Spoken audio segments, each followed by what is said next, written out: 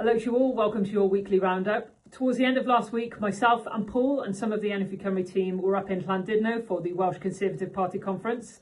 Here we held a joint fringe event with FUW, and it was an opportunity for both unions to outline the details in our manifestos.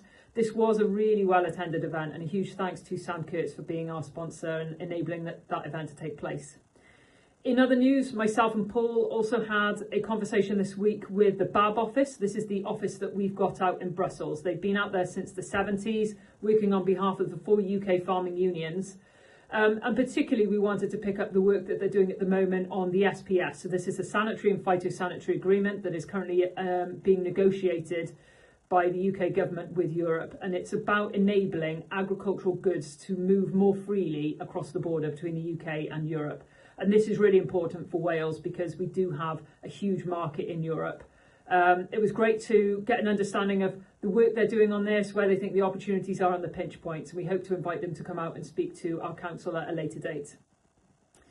Also, in other conversations that have been happening this week, your Livestock Board Chair, Rob Lewis, and your Dairy Board Chair, Jonathan Wilkinson, have been speaking to Welsh Government about the animal health part of the Sustainable Farming Scheme. It's what we call the Animal Health Improvement Cycle, or the AHIC.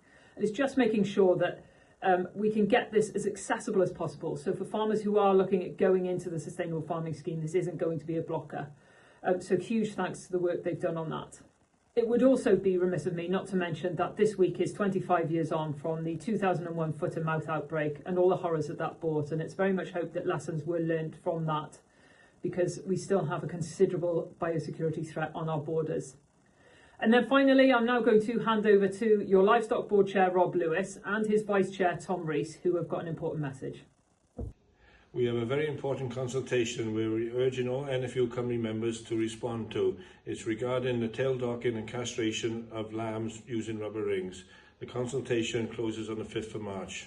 Members can access the consultation by visiting the NFU Cymru website and using the link there to access the portal.